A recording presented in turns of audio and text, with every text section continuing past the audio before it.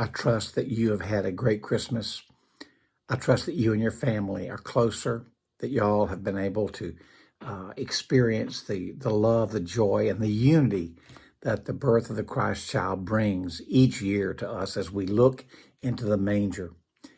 As we begin this final week of this year, and here it is Monday morning, you and I have an opportunity to look at something I think very unique. In the book of Acts, the early church, those who had placed their life, their love, their devotion, and their commitment to serving Jesus Christ.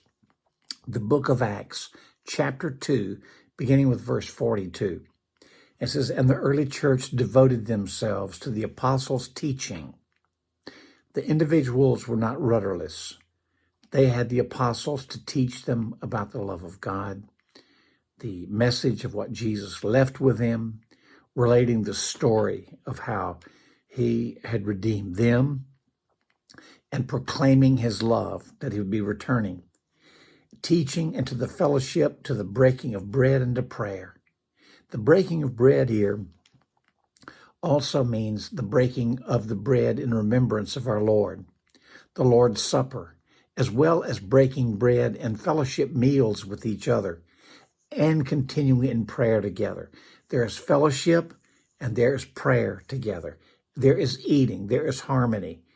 When you eat with someone, there is a sense of unity that breaks down all barriers. Verse 43, "Everyone was filled with awe, and many wonders and miraculous signs were done by the apostles." Things that people had never seen, miracles that were done. All the believers were together and had everything in common. This is the chapter where it says they were all together. They worshiped together. They ate together. They shared together. They prayed together. Verse 45, "Selling their possessions and goods, they gave to anyone as he had need. Every day they continued to meet together," again, meeting together, "in the temple courts. They broke bread in their homes and ate together, and with glad and sincere hearts, praising God and enjoying the favor of all the people." And it says, "And the Lord added to their numbers daily those who were being saved." So often we look at the aspect of church growth and we look at our numbers. We are a people in any church, whether it be Presbyterian, Methodist, Baptist, Episcopal, Lutheran, Roman Catholic. It's like we are addicted to numbers. We see growth in numbers, we see decline in numbers, and we ascertain whether something good is happening. But let me tell you what, in the early church, it says God added the numbers. Men and women did not. It is God who helps a church to grow. He said, "If I be lifted up, I will draw all men and women and boys and girls and races and creeds and sexes and cultures to him." If your church or my church is not growing, it means that we're not lifting up Jesus in some capacity where people can see him. Because when people see Jesus, they're drawn to him. And God adds the numbers. It is God through the Holy Spirit that draws people to him.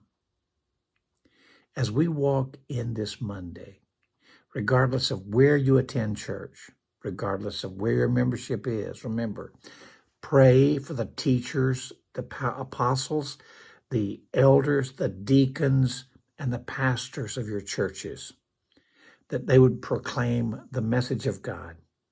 For it is through the message that Jesus is lifted. And when Jesus is lifted, people are attracted. And when people are attracted, their lives are changed. Pray with me. Father, we're walking together in this Monday, and we're looking for you. Help us to see you high and lifted up. May our lives be transformed because we offer all that we are to you. Lord, as we prepare walking through this last week together of 2021, may we offer all that we are to you, our inadequacies, our hopes, our dreams, that they would be pleasing to you, and help us to rededicate our lives to one another as the church family For we ask this in your wonderful and holy name. Amen. Tomorrow we're going to be looking at something entirely different. What does it mean to be a part of a church that's growing and to see a church that's growing, and what can we do about it? See you tomorrow morning. God bless you. Make this a wonderful Monday for God, okay? Bye-bye.